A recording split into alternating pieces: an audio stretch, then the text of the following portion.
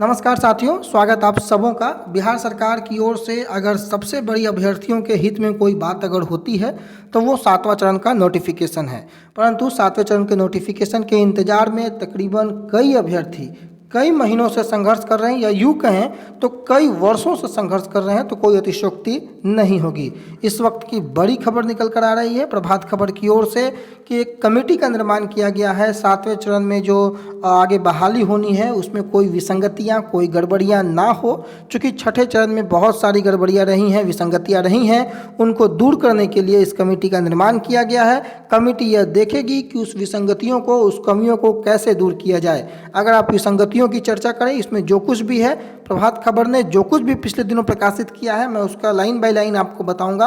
परंतु सबसे पहले अगर विसंगतियों के बारे में अगर आप चर्चा करें तो सबसे पहली विसंगति जो है वो है कि सीटों का ना भर पाना। एक ऐसी दोषपूर्ण प्रणाली शिक्षा व्यवस्था की शिक्षा विभाग ने अपना रखी है कि लगातार योग्य अभ्यर्थियों का बेरोजगार रह जाना और सीटों का खाली रह जाना। ये कैसी बहाली कि 90% से ज़्यादा सीटें खाली, मात्र 3% की अभ्यर्थियों की बहाली हो पाना, ये बेहद दुर्भाग्यपूर्ण है। ये सबसे बड़ी जो है वो विसंगति है। दूसरी विसंगति ऑफलाइन बहाली का होना, जिसके कारण लगातार भ्रष्टाचार जो है वो चरम सीमा पर होता है। और तीसरी सबसे बड़ी विसंगति अगर मेरे नज़र में देखा जाए तो सेंट्रलाइज बहाली का ना हो पाना, जिसके कारण अभ्यर्थी लगातार दर दर की ठोकरें खाते हैं। 8,000 से अधिक नियोजन इकाई बिहार में कार्यरत है और 8,000 नियोजन इकाई में हर नियोजन इकाई वार अभ्यर्थियों का जाना, ये कहीं ना कहीं इंडिकेट करता है कि अभ्यर्थियों के पास मानसिक के साथ साथ आर्थिक दबाव कितना बढ़ जाता है। परंतु जो अखबार ने प्रकाशित किया है उसको मैं अगर देखूं तो एक तरफ जहां 7वें चरण की बहाली को लेकर के सीटेट, स्टेट और बीटेट पास अभ्यर्थी प्रदर्शन कर रहे हैं, वहीं सरकार की तैयारी जोरों पर चल रही है। बिहार सरकार में शिक्षक नियोजन की नीतियों में विसंगतियों को जल्द दूर किया जाएगा और इसके लिए शिक्षा विभाग ने एक कमेटी का निर्माण किया गया है। और ये बड़ी खबर है कि वो कमेटी कौन सी रिपोर्ट देगी, कौन से बदलाव करेगी, जिसके आधार पर शिक्षकों की बहाली 7वें चरण पर होगी। प्रभात खबर की ओर से यह भी बताया गया कि बिहार में शिक्षक नियोजन की जो तैयारियां जोरों पर चल रही है, हालांकि पूर्व में एनडीए की सरकार थी, परंतु अब महागठबंधन की सरकार है और अब नियोजन की नीतियों में विसंगतियों को दूर करने को लेकर के सरकार ने कवायद शुरू कर दी है। अब शिक्षा विभाग के द्वारा अभ्यर्थियों के हित में एक कमेटी का निर्माण किया गया है और ये कमेटी नियोजन नीतियों में गड़बड़ियों की पहचान करेगी। इसके साथ ही उन कमियों को दूर करने के लिए सुझाव भी देगी। कमेटी की जल्द रिपोर्ट आने वाली है और जल्द रिपोर्ट जब आएगी उस पे बाद ये पता लगेगा कि आखिर 7वें चरण की बहाली में क्या असर पड़ेगा। ये अभी तक स्पष्ट नहीं है कि इस कमेटी की रिपोर्ट में कौन सा ऐसा बात होगा जिस पर 7वें चरण की बहाली किस दिशा में मूव करेगी। क्या ये कमेटी की रिपोर्ट सिर्फ विसंगतियों को दूर करने के लिए है या कमेटी की रिपोर्ट आगे नियुक्ति की प्रक्रिया में भी बदलाव लाएगी। पिछले कई दिनों से नियुक्ति नियमावली पर बदलाव की चर्चाएं आम है। हालांकि पिछले दिनों जो नियुक्ति नियमावली जो आप लोगों के सामने आई थी वो बिहार शिक्षक बहाली से जुड़ी हुई नहीं थी, उसको लेकर के अगला वीडियो आ जाएगा। परंतु ये प्रक्रिया में बदलाव किस हद तक होगा ये रिपोर्ट आने के बाद ही मालूम चलेगा और उसका 7वें चरण पर क्या असर पड़ेगा, अखबार का भी ये मानना है कि वो रिपोर्ट आने के बाद ही मालूम चलेगा। तेजस्वी यादव ने जल्द बहाली का आश्वासन दिया था। आपको पता है कि 7वें चरण की बहाली को लेकर सीटेट, स्टेट और बीटेट पास अभ्यर्थी 1 अगस्त के पटना में प्रदर्शन कर रहे हैं। पिछले सप्ताह ही डाक बंगला चौराहे पर प्रदर्शन कर रहे अभ्यर्थियों पर पुलिस ने लाठीचार्ज किया था और इसमें 25 से ज़्यादा अभ्यर्थी घायल हुए थे। इसके बाद बिहार के उप मुख्यमंत्री तेजस्वी यादव ने छात्रों से अपील की थी कि वो शांति बनाए रखें, 7वें चरण की बहाली जल्द होगी। तेजस्वी यादव के आश्वासन के बाद विभाग में बहाली प्रक्रिया को लेकर तेजी देखने को मिली है, ऐसा मानना है प्रभात खबर का।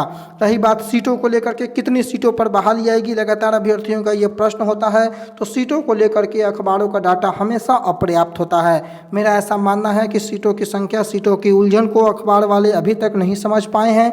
कभी किसी अखबार वाले के माध्यम से 1,80,000, तो कभी किसी के माध्यम से 2 लाख, तो कभी किसी के माध्यम से 1 लाख की बातें लगातार आती रहती हैं। 70,000 से ज़्यादा सीटों पर बहाली होनी है, ऐसा प्रभात खबर का मानना है। बिहार शिक्षक नियोजन के 7वें चरण में 70,000 से ज़्यादा सीटों पर बहाली होनी है और इसमें राज्य के 6421 उच्च माध्यमिक माध्यमिक स्कूलों में सबसे अधिक 49,361 पद सृजित हैं। मैं ये बता दूं कि ये चर्चाएं उच्च माध्यमिक के लिए केवल हो रही हैं, आप इसको जोड़कर ना देखें। अगर छठे चरण में उच्च माध्यमिक शिक्षक नियोजन में संभावित 17,000 और कुछ अन्य विषयों के रिक्त पद को जोड़ दिए जाएं तो सातवें चरण के लिए उच्च माध्यमिक में केवल 70,000 से अधिक रिक्तियां हो सकेंगी। बताया जाता है कि इसमें करीब 50% की रिक्तियां जो है वो प्रोन्नति से भरी जानी है और इस पर गंभीरता से विचार चल रहा है। परंतु हालांकि जो कुछ भी अब कमेटी की रिपोर्ट आएगी उस पर निर्भर करेगा कि बहाली आगे कैसी होगी। उच्च माध्यमिक में 49,361 पद विधानसभा में ये बातें की गई हैं और छठे चरण में जो पद रिक्त रह गए हैं लगभग 17,000 का डाटा यहाँ दिया जा रहा है और उन पदों को जोड़ दिया जाए तो 70,000 सीटें केवल उच्च माध्यमिक में होती हैं। और माध्यमिक की अगर बात करें तो तकरीबन 40 से 41,000 का जो डाटा है वो आपको विधानसभा में माध्यमिक को लेकर के दिया जा चुका है। इसके अलावे छठे चरण से जो भी सीटें बचेंगी वो हो जाएंगी। उसके अलावे जो 31 दिसंबर 2022 तक की सेवानिवृत्त और मृत और रिटायर्ड जो शिक्षकों की जो सूची है वो जब आने के बाद कुल सीटों का जब आंकड़ा निकाला जाएगा उस आधार पर देखना होगा कि कुल कितनी रिक्तियां बनती हैं। परंतु एक अमूमन एक आंकड़ा अगर निकाला जाए तो 1.25 लाख के आसपास की रिक्तियां माध्यमिक और उच्च माध्यमिक में हो सकती हैं, जिस प्रकार का डाटा अभी सामने आ रहा है। परंतु उन रिक्तियों में शिक्षा विभाग बहाली कितनी रिक्तियों पर लेगा ये डिपेंड करेगा शिक्षा विभाग पर और बिहार की सरकार पर कि आखिर वो कितने पदों पर बहाली ले सकती हैं। परंतु सीटों की कोई कमी नहीं है, बाकी जितने विषय वाले अभ्यर्थी हैं उनका बेड़ा पार हो जाएगा।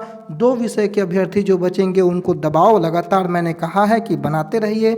जितना अधिक प्रेशर क्रिएट होगा सीटों की संख्या उतनी ही अधिक होगी। बाकी जो कमेटी बनाई गई है सातवें चरण की अपडेट को लेकर के रिपोर्ट पे जो कुछ भी बदलाव शामिल होगा उसी के आधार पर यह तय होगा कि सातवां चरण किस ओर मूव करता है। तेजस्वी प्रसाद यादव जो कि बड़े संजीदा लगते हैं लेकिन उनकी संजीदगी अभी तक नज़र नहीं आई है धरातल पर, वो संजीदगी नज़र आनी चाहिए, बहाली जल्द होनी चाहिए। सभी अभ्यर्थियों का एक ही मांग है कि नोटिफिकेशन जल्द आए और इसके लिए अभ्यर्थी जो हैं वो परेशान भी हैं, लगातार प्रदर्शन भी कर रहे हैं। सरकार के नुमाइंदों की ओर से लगातार इस बात का आश्वासन मिलता है कि बहाली जल्द आएगी, परंतु वो जल्द शब्द कभी भी जल्द के रूप में परिवर्तित नहीं होता है। यही बिहार का और यही प्रदेश का जो है दुर्भाग्य है। बिहार के हाई स्कूलों में लगातार शिक्षक अभ्यर्थी के नहीं रहने के कारण शिक्षा व्यवस्था चौपट है। एक शिक्षक के भरोसे पूरे विद्यालय चल रहे हैं। 200-300 बच्चों का विद्यालय मात्र एक शिक्षक संभाल रहे हैं। छात्र शिक्षक अनुपात का अगर आप देखें तो कहीं 70 अभ्यर्थियों पर एक शिक्षक तो कहीं 100 अभ्यर्थियों पर एक शिक्षक है, जो कि बेहद दुर्भाग्यपूर्ण है। बिहार सरकार को इस दिशा में कठोर कदम उठाने चाहिए ताकि जल्द ही सातवें चरण की नियुक्ति की प्रक्रिया शुरू हो और योग्य अभ्यर्थी रोड से बोर्ड पर जा सके। इस वीडियो को देखने के लिए आपका बहुत बहुत धन्यवाद।